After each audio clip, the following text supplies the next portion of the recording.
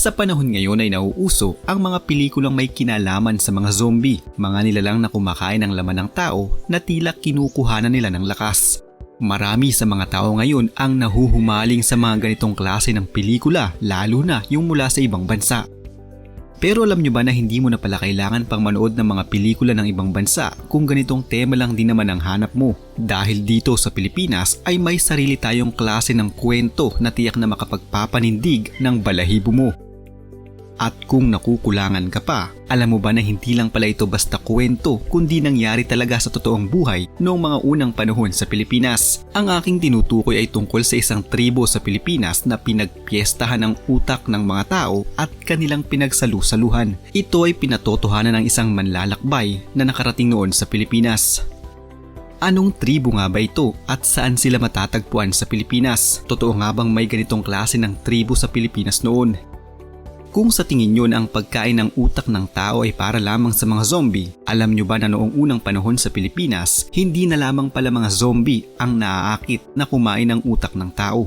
Alam ko na hindi kayo naniniwala sa ngayon, pero hayaan nyong ikwento ko sa inyo ang naging karanasan ni Paul de la Gueronnier, isang manlalakbay na Pranses na nakarating sa Pilipinas upang hanapin ang kanyang sarili. Lingid sa kanyang kaalaman na sa Pilipinas niya pala mararanasan ng isang pangyayaring hindi niya makakalimutan sa kanyang buhay. Ang naging buhay paglalakbay ni Paul ay isinulat niya sa isang libro at naging best-selling mid-19th century travelogue. Ito ay may pamagat na 20 Years in the Philippines. Dito niya inilahad ang kanyang naging buhay sa Pilipinas sa loob ng mahigit kumulang 2 dekada. Si Paul de la Gueronnier ay isang Pranses na manlalakbay. Hilig niyang mag-travel around the world tsaka niya ginagawa ng libro ang kanyang karanasan. Hanggang sa isang araw nga ay napadpad siya sa Pilipinas noong 1820. Ang kanyang pagkahilig sa mga adventure ang nagtulak sa kanya na manatili muna sa Pilipinas. Dito niya ginugol ang kanyang oras at panahon habang ginagawa din niya ang kanyang propesyon bilang isang doktor sa mata. Nakita ni Paul ang kalagayan noon ng Pilipinas kaya naman naisip niya na manatili muna dito upang mas lalo pa siyang humusay sa pagiging doktor. Dahil sa paghuhumaling ni Paul sa Pilipinas, nakadiskubre siya ng isang tinatawag noong Hala-Hala na ngayon ay Rizal Province. Sa lugar na ito ay naging pinuno si Paul at pinamunuan niya ito ng mahabang panahon na marahil kundi dahil sa pagkamatay ng kanyang asawa, anak at kapatid, ay maaaring mas nanatili pa siya sa Pilipinas ng mas mahabang taon at hindi pa bumalik ng France. May isang pagkakataon noon bilang pinuno noong June 23, 1837 dahil sa husay ni Paul sa agrikultura at pamumuno ay kinilala siya ng Real Sociedad Económica de Amigos del País de Pilipinas. Binigyan siya noon ng 1,000 piso noong panahong iyon dahil sa nagawa niya makapagpalaki ng nasa 6,000 piraso ng coffee plants, maisaayos ang paggawa ng asukal at makapagpagawa ng kauna-unahang plantation railway. Siniguro din noon ni Paul na mayroon siyang magandang ugnayan sa simbahan kaya naman nakapagpatayo din siya noon ng isang simbahan at mga sabungan din para naman may mapaglibangan ang kanyang mga manggagawa. Matapos mamatay ang kanyang asawa, anak at kapatid, napagpasyahan ni Paul na maglibang at bumalik muli sa Pilipinas. Kasama ang kanyang kanang kamay noon na tinatawag niyang Alila, binagtas nila ang mga kabundukan sa gawing norte. Isa na din sa naging dahilan kung bakit nais niyang maglakbay ay upang patutuhanan ng mga balita tungkol sa isang grupo ng mga tao o tribo na umunoy kumakain ng utak ng tao. Nais niyang malaman kung paano mamuhay ang mga taong ito at paano sila nakakasurvive sa araw-araw. Ang unang tribong kanilang nakita ay ang mga Tinggian sa Abra. Kapansin-pansin agad ang amoy ng tribong ito dahil ayon kay Paul ay hindi nagpapalit ng damit ang mga ito bilang pagsunod sa kanilang nakaugalian. Madaling nakapalagayan ng loob ng 2 manlalakbay ang grupo at ayon sa kanila ay mababait ang mga ito na taliwas sa kanilang iniisip noong bago pa sila makarating sa lugar. Subalit lingid sa kanilang kaalaman na magsisimula pa lamang silang masurpresa sa mga susunod na kaganapan. Hanggang sa dumating na nga ang isang araw nang imbitahan silang makisalo sa isang selebrasyon, ilang araw lamang mula nang sila ay dumating upang magbunyi ang tribo sa kanilang pagkakapanalo mula sa kanilang mga kalabang tribo.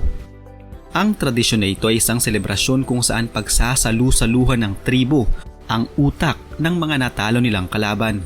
At syempre, bilang panauhin ay kailangan din ni Paul at ng kanyang kasama na tikman at gawin kung ano man ang ginagawa ng tribo.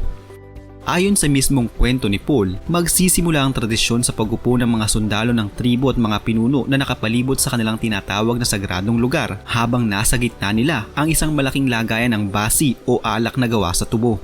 Sa kanilang paligid ay ang mga nakakalat na ulo din ng kanilang mga kalabang naagapi mula sa ibang mga tribo.